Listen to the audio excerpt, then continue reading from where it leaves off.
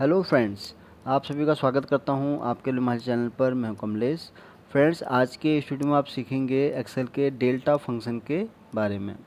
तो अगर ये वीडियो आपको अच्छा लगे तो प्लीज़ उसको आप लाइक करें, शेयर करें और चैनल को भी सब्सक्राइब ज़रूर करें फ्रेंड्स, ताकि आपको इस तरह के जितने भी मैं वीडियोज़ बनाऊँ एक्सेल के फॉर्मूलाज़ के ऊपर उसका आपको अपडेट मिल सके।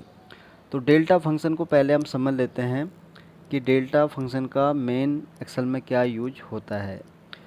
डेल्टा फंक्शन क्या करता है कि जब किसी भी चाहे शीट में आप काम कर रहे हो या किसी स्प्रेडशीट पर जब काम कर रहे हैं, तो उस केस में ये दोनों वैल्यू को इक्वल अगर उसको कहीं अगर डेटा मिलता है कॉलम में, तो उस केस में ये हमें उसका रिजल्ट निकाल के देता है। अगर इसको दोनों अगर वैल्यू इक्वल मिली तो उस केस में रिजल्ट निकाल के देता है 1।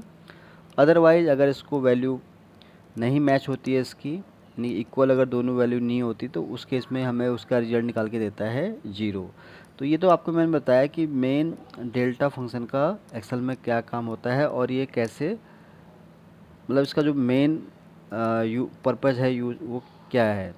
तो ये तो मैंने आपको बताया कि बेसिक्स का क्या काम होता है। अब इसको समझ लेते हैं हम प्रैक्टिकली कैसे फंक्शन आप एक्सेल में यूज कर सकते हैं। तो उसके लिए मैं यहाँ पर दो वैल्यू टाइप करूँगा। तो लाइक मैंने यहाँ कोई वैल्यू अगर रखी 120, फिर यहाँ मैंने -50 रख दिया, फिर +30 रख दिया। ये वैल्यू मैं ऐसे रख रहा हूँ कुछ इस तरह की।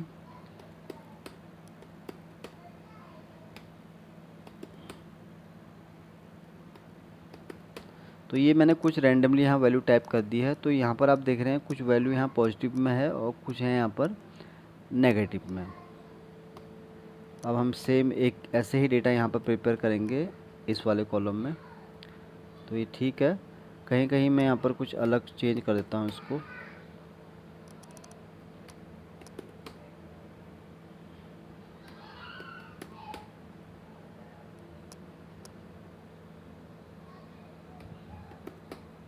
तो ये मैंने फ्रेंड्स यहाँ पर कुछ वैल्यू मैंने कॉलम 1 में एफ़ कॉलम में रखा है, कुछ मैंने यहाँ पर जी कॉलम में यहाँ पर डेटा रख दिया है। अब हम यहाँ पर अप्लाई करेंगे डेल्टा फंक्शन। तो टाइप करेंगे हम डेल्टा। तो अगर आपको इस फंक्शन के बारे में और अगर जानना है तो इसको आप रीड आउट कर सकते हैं। तो जैसे ही मैंने टाइप किया डेल्टा, तो ये पूछता है नंबर 1।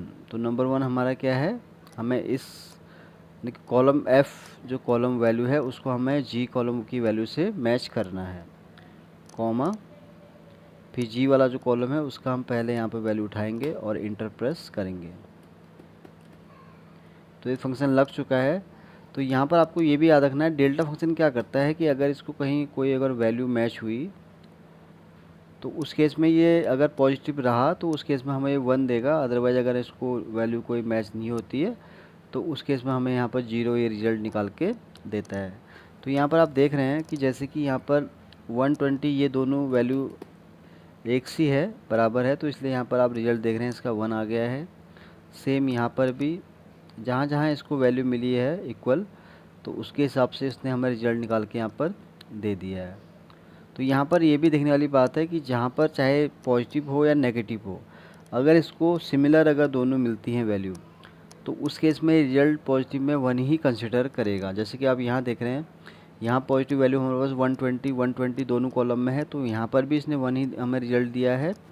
और अगर मैंने यहाँ पर नेगेटिव में कोई अगर वैल्यू रखी थी लाइक -50 सॉरी, ये तो खैर यहाँ तो नहीं फाइंड हुआ, तो यहाँ 0 है।